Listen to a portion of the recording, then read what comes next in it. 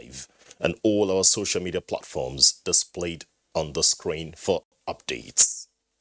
We'll kick off with security matters. The Imo State Governor, Hope Uzodinma, has described the fire incident that engulfed an illegal oil bunkering site in Ohaji Egbema local government area of the state as horrific.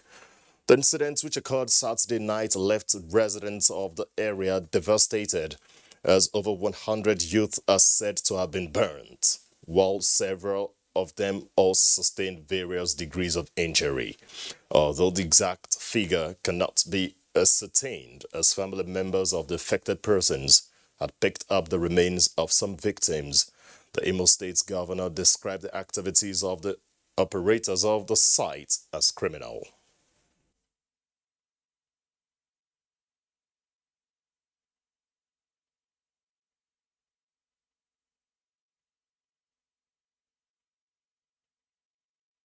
My sister just born from fire. Just like that. It's a painful sight. Even I can never even recognize her here. Sure.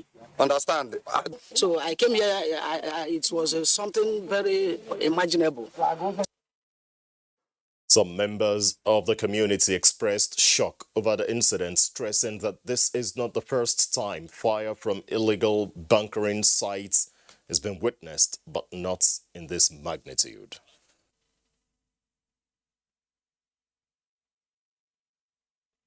This is what we have been crying for in the state. It's an economic sabotage to our country, where people steal our crude oil, refine illegally, and even without the guarantee of the quality of such products said to the people. That does not mean that I'm not pathetic for the loss of life associated with the incident. It's unfortunate, but also I want to use that to, through that, advise those who are still in that practice to desist from such action.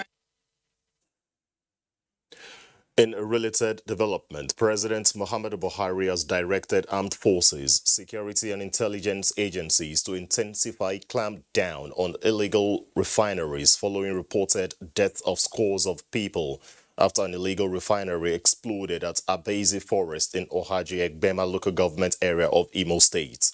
In a statement by the Senior Special Assistant to the President on Media and Publicity, Garba Shehu, President Buhari said those behind the act should be fished out and brought to justice. The President commiserates with the families of the victims of Ohaji Egbema community and the government and people of Imo State and urged community leaders to forestall future recurrence. That occurred in Nokai quarters in Jalingo, Taraba State. Mohammed Sambo reports that no life was lost in the incident. The Kogi area of Jalingo was the target of the second blast that occurred in Taraba State, with an interval of 3 days from the first one at Iware village. Community leader of Nukai and some eyewitness said the blast occurred at about 8 o'clock Friday evening. When we came, the place was rowdy. So we were asking our people to stay away from the scene. So not quite long, the police came. Those who sustained injuries were treated at Taraba State Police Clinic Jalingo. 11 persons were wounded, though not severe. Immediately, the Taraba State Police Command swept into action and sent men of the bomb department. They took over the place, cordoned the area, now engage themselves in sweeping the whole environment to avoid any blast again. Meanwhile, Governor Darius Dixon Ishaku of Taraba State has condemned the attack, describing it as a deliberate attempt to destabilize the peace enjoyed in the state. The governor appealed to people to go about their lawful businesses as government is working to bring the perpetrators to face the law. In Jalingo, Mohammed Sambo, NTA News. The Nigeria Police Command in Kogi State has confirmed the attack on Adavi Police Division by suspected hoodlums, resulting to the death of 3 police officers. Francis Udojo reports.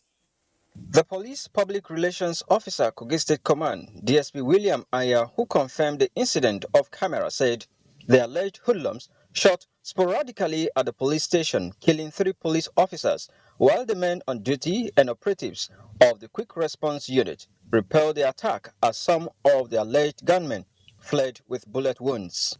DSP William Aya also noted that the Commissioner of Police in the state, Edward Ebuka, had deployed tactical police operatives to the area while trailing the hoodlums with a view to apprehend them. The Commissioner of Police has urged the people of Adavi and its environs to be on the lookout and report anyone seen with bullet wound to the police or any security operative. From Lokoja, Francis Sudojo, NTA News. Still on security matters, the leadership of Nigeria Governors Forum has registered its condolences over the recent violent attacks in Kanam and Wasi local government areas of the state, leading to the death of many. Chairman of the forum and Governor of Ekiti State, Kayode Fayemi, who led the delegation, described the twin attacks as unfortunate and a huge setback to Governor Simon Lalong's peace-building efforts in the state. The forum donated 50 million naira for victims of the dastardly act and promised to deploy every means possible to prevent future attacks by terrorists and other criminal syndicates. NGF also consoled the governor over the demise of the nation's statistician general, Dr. Simon Harry, who died recently, and prayed God to comfort the state and the entire country. Governor Simon Bako Lalong appreciated the sympathy visit and pledged to uncover the murderers and sustain commitments in the protection of lives and property of law-abiding citizens at all times. Still in Plateau State, Minister of Women Affairs, Dame Pauline Tallinn, has reacted to another case of domestic violence involving a 32-year-old Samuel Matthew of Angledy in Jos South local government area of Plateau State, when the perpetrator, who is husband to Mercy Samuel, mutilated his wife. Even with the timely intervention of neighbors who intercepted the fight and rushed Mercy to Bingham University Teaching Hospital, the victim died shortly after a surgery was conducted on her. While appreciating the swift joint action by neighbors, family, and the police in handling the situation, the minister called for the immediate arrest of the perpetrator, who happens to be the husband to the deceased, to ensure justice is served and to stem a repeat of such gruesome developments. She equally called relevant organizations in the state, such as the Ministry for Women Affairs, Association of Social Workers in the states, to come to the aid of the victims' children through psychosocial counseling to combat the effect of trauma resulting from the incident. Kaduna State Command of the National Drug Law Enforcement Agency has intercepted 1 kilogram of substance suspected to be cocaine and more than 500 kilograms of Indian hemp along Kaduna-Abuja Highway. The consignment is suspected to be delivered to bandits in their hideouts in some parts of Kaduna State. Achari Maxwell reports.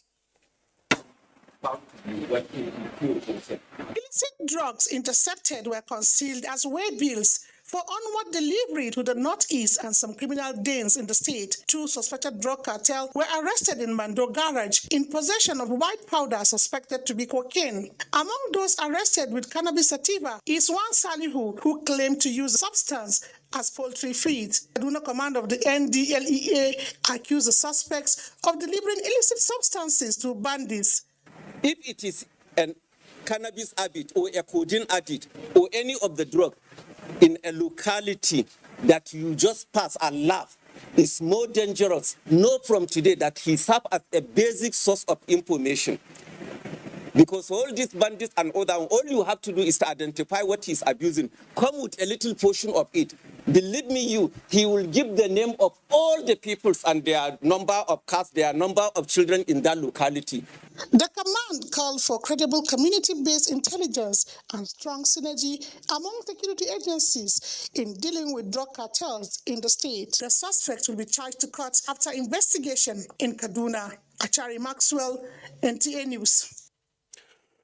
Nigeria's First Lady, Aisha Buhari, has enjoined Nigerians, irrespective of religious or cultural background, not to be distracted by the modern-day global challenges, but to remain focused on issues that strengthen brotherhood, unity and national cohesion. State House correspondent Aliyu Kabir reports that the First Lady stated this while breaking Ramadan fast with Nigerian presidential aspirants and other stakeholders from various political parties. Addressing presidential aspirants cutting across all political parties in Nigeria, including female aspirants, shortly after the breaking of Ramadan fast, the First Lady of Nigeria, Aisha Buhari, expressed delight in the spirit of Ramadan, which has provided the opportunity for the aspirants and other participants to share love with one another. She also acknowledged the strength in the nation's diversity and therefore appreciated the fact that Nigeria can grow stronger, more united and peaceful. While pursuing their political ambitions in the quest of nation building, the First Lady has urged the political class, especially the aspirants, to remain united, tolerant and focused and put national interests first, especially as 2023 election is approaching. This also proves that you can hold hands today and as members of the political class decide to champion an exemplary political process. This is important because the electioneering period is the most demanding for our tolerance and maturity and calls for the pursuit of our country's national interests rather than parochial considerations. I therefore urge you all to use this period for the good of the nation, ensuring fair play, avoiding violence, and building bridges where necessary. Fair play for women is about their greater participation in elective positions, governance, and administration. Another example that this gathering has afforded us to look at is the example of unity. She has left no one behind.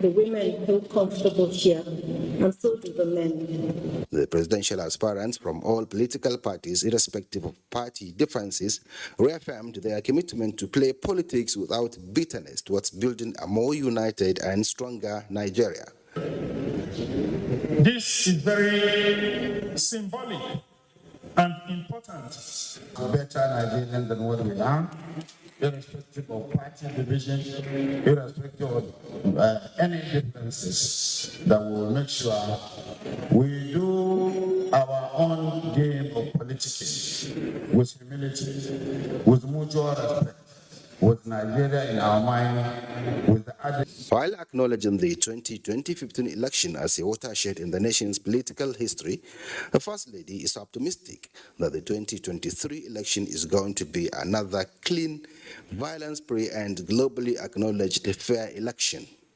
From the State House, Aliu Kabir, NTA News.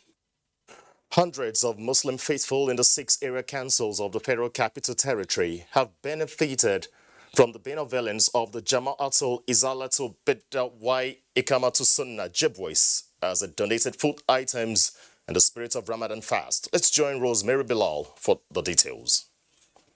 It is an endurance period for Muslims all over, and to survive the long months of intense worship, charity to the needy remains uppermost. This is why the Islamic sect of Jibwis is reaching out to Muslims community across the FCT to exemplify one of the practices as sanctioned by Islam during the holy month.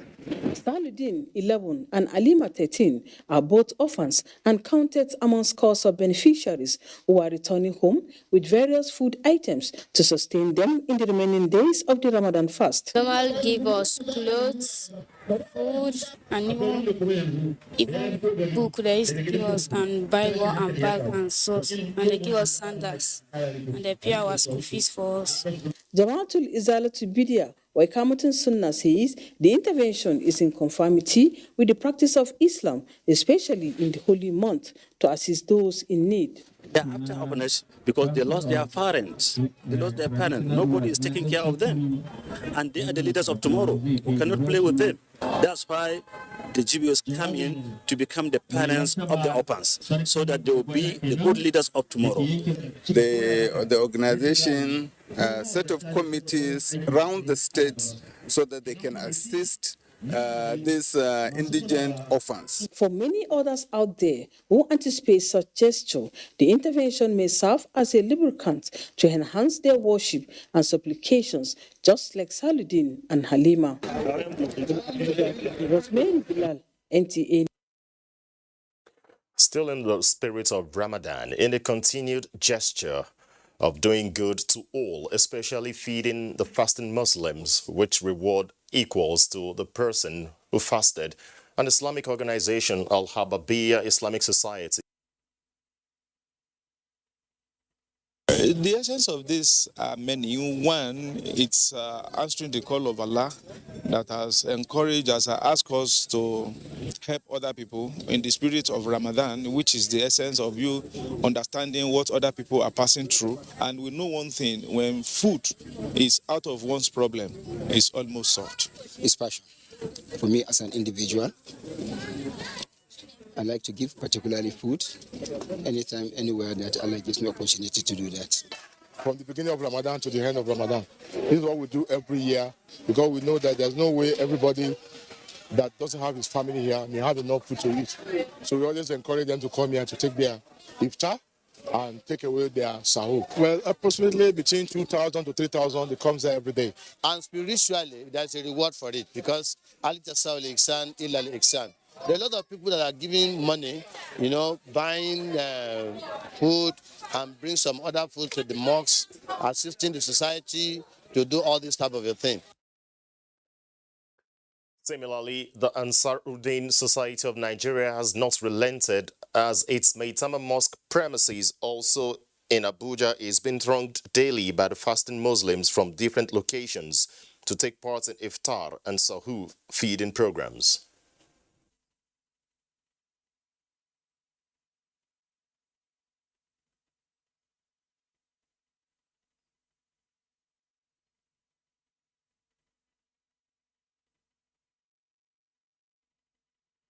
While Ansaruddin Society began the feeding program more than 2 decades ago, Al-Hababiyya Islamic Society started in the year 2004. Good parenting is a driving force towards achieving a better society. This was the crux of discussions at the 9th edition of late Malam Yusuf Jibbo Ramadan Lecture organized by NTA2 Lagos Network Center Muslim Community. Hengino John Adams tells us more. And traditional media are awash with stories and videos of children being involved in various unimaginable acts. This has set an agenda for discussion in different quarters with various schools of thought emerging. Some are blaming parents, others schools, while many are worried about the danger that awaits the country if the trend is not addressed. Lukman had time for his children. It is against this background that guest lecturer at the late Malam Yusuf Jibo Ramadan lecture admonished parents and guardians to borrow a leaf from Luqman in the Holy Quran, who exhibited excellent parenting skills. What we want the parents to do is to be exemplary. Any bad thing you don't want to see in your child, please don't do it. Director General of the NTA, Malam Yakubu Ibn Mohammed, represented by the Executive Director News, Malam Muhammad Labbo, is adding his voice to the advocacy of good parenting. We are all aware that a lot of moral decadence in the society, and largely it is because of the poor parenting that children of this death. We have to put in lots of effort, especially on social media, what they watch on television, and within themselves with their friends in school. The lecture is in honor of a former zonal director of NTA Lagos Network Center, Malam Yusuf Jibo, who died in active service on the 2nd of December 2010. In Lagos, Hinginu John Adams, NTA News. Adiola is next on Nationwide from our Lagos Network Center and she'll be giving us the next set of reports. Good evening, Adiola. It's over to you.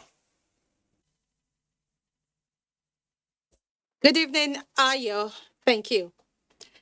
Plastic waste is a menace affecting marine ecosystem worldwide, and experts say if care is not taken in some years to come, we may have more plastics in the ocean than fishes.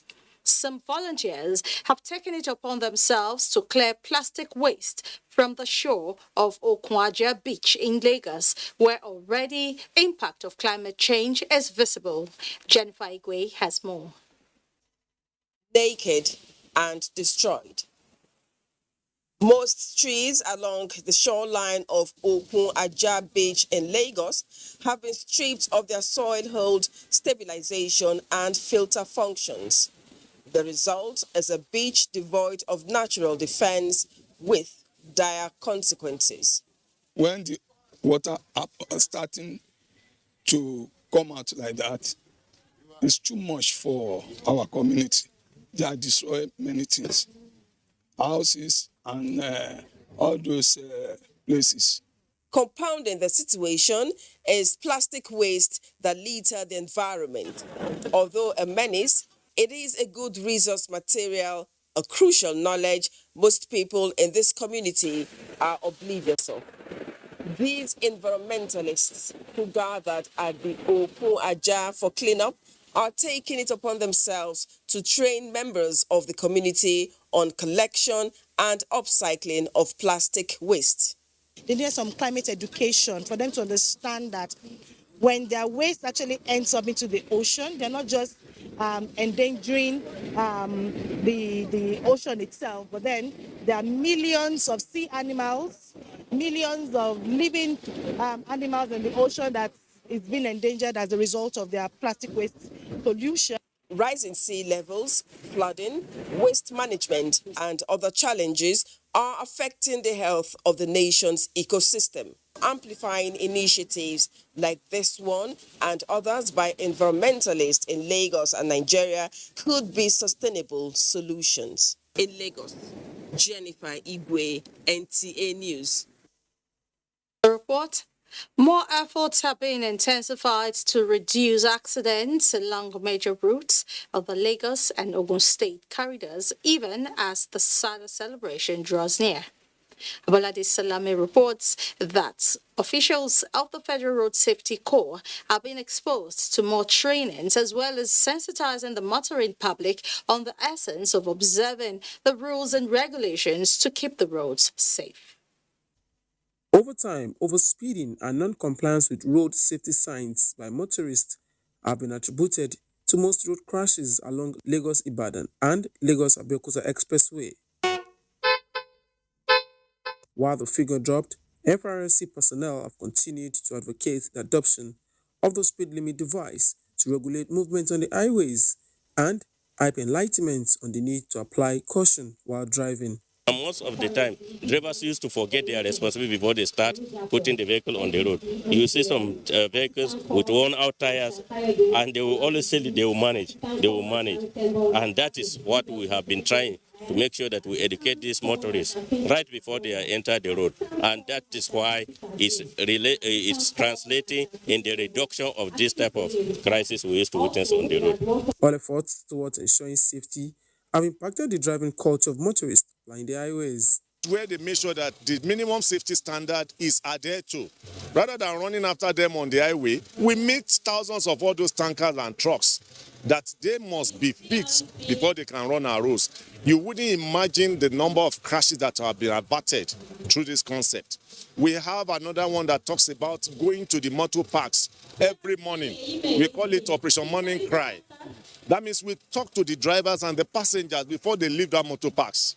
As part of its driving force to ensure safer highways, the Corps says all actions are geared towards meeting the United Nations Decade of Action demands in reducing in Lagos. Abolade Salami, NTA News. G/live and on YouTube at NTA News Online. You can visit our Facebook page at NTA Network News, our Twitter handle at NTA News Now, and on Instagram at NTA Network for updates. Let's pay some bills. Nationwide will continue with Chinyere in Enugu when we return. Nigerian aviation sector is rapidly growing with the construction of new international airport terminals in several regions of the country. The new Murtala Mohammed International Airport has an estimated passenger increase of 30 million annually and 15 million for Nnamdi Azikiwe International Airport, Abuja. Malam Aminu Kano International Airport is also expected to open new frontiers for the region with more travel capacity for the annual Hajj, while the new Akanu Ibiam International Airport, Enugu, avails more business opportunities connecting the industrial cities in the region to the world. These new terminals beat world-class standards with enabling infrastructure that aid air travel, tourism, and the eventual growth of the country's GDP. Open up commerce and, of course, link us to international societies. People from international community will come here to do business, and then that will bring in more revenue to the states. Now, distances can be seamlessly covered as Nigeria keeps raising its bar to suit global infrastructure standards. The broadcast media ecosystem is dynamic and requires continuous training for practitioners to perform optimally. NTA Television College JOS invites relevant officers to the following specially packaged training programs: Protocol Event Management and Public Relations, date 2nd May to 13th May 2022, 2 weeks. Video Camera Maintenance, date 16th May to 27th May 2022, 2 weeks. Basic Television Production Techniques, date 16th May to 10th June 2022, 4 weeks. Photojournalism and Photography, date 6th June to 1st July 2022, 4 weeks. Intermediate Online News Reporting Skills, date 4th July to 29th July 2022, 4 weeks. Sports Coverage and Reporting Skills in the Mass Media, date 4th July to 15th July 2022, 2 weeks. The course fee for 2 weeks courses is 150,000 naira per participant, while the fee for 4 weeks courses is 180,000 naira only, accommodation inclusive. The venue for all courses is the serene and secure environment of NTA Television College near Old Government House, Rayfield, Jos. For more inquiries, please call 0803-079-5335 or 0806-980-9807. NTA Television College, Jos, training you to be the best you want to be. I bring you wonderful news. The village headmaster is coming back to your screen. I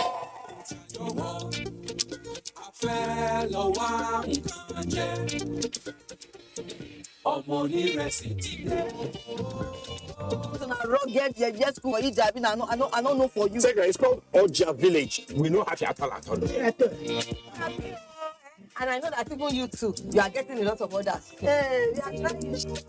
I love you so much. And how did I give you the impression? 50-year anniversary. You mean anniversary? I talk with that now.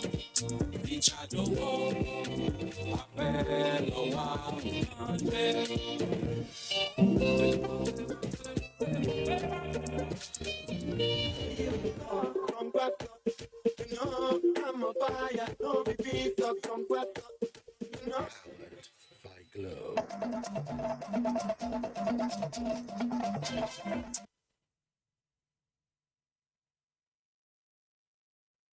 Thank you so much for staying on. Welcome to Enugu.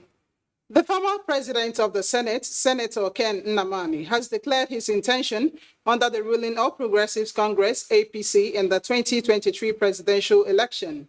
Speaking to journalists in Enugu, Senator Nnamani said his decision is spurred by the need to unite Nigeria. On May 30th, 2022, Senator Nnamani believes that Nigeria this period needs a man like himself to take over from President Muhammadu Buhari, whom he said met enormous challenges on inception of his administration in 2015 and tackled them with commitment. I believe that every period in the history of a country requires a particular kind of leader.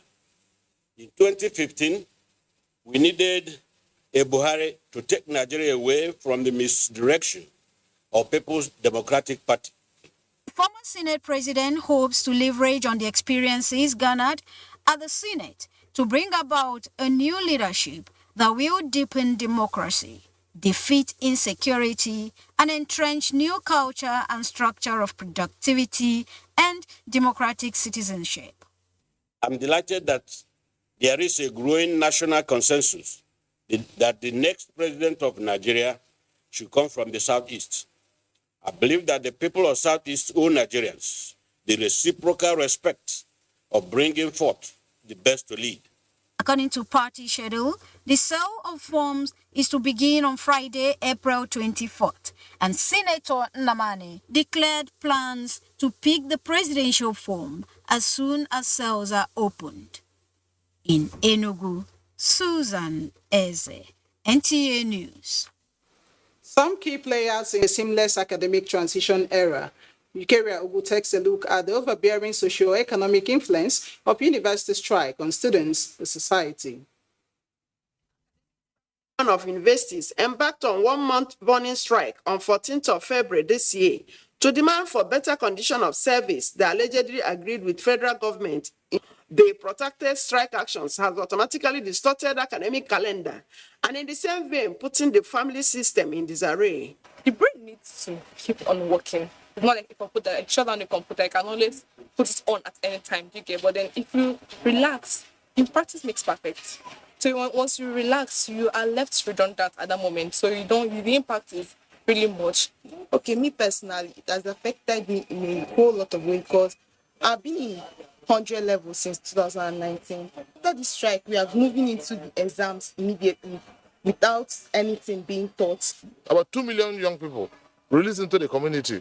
And then these 2 million, uncontrolled energies, so you have rape, you have armed robbery, because these are young people who work with their peers. Educational staff should not see strike as the first course of reaction against government renaissance. It is the views of many that education be prioritized in Nigeria News. And those are the stories from Enugu. We'll now rejoin Ayodeji in Abuja for more on Nationwide. Thanks, Chinyerena Enugu Network Center. Cleanliness as a way of promoting good living is the responsibility of all and sundry. For this reason, a group in line with the federal government's efforts in beautifying the Federal Capital Territory and combating plastic pollution has taken it upon itself to embark on cleaning of a major market in Abuja. Charles Alpha reports. Antako Ultra-Modern Market is one of Abuja's largest commercial hubs. Like other markets in the FCT,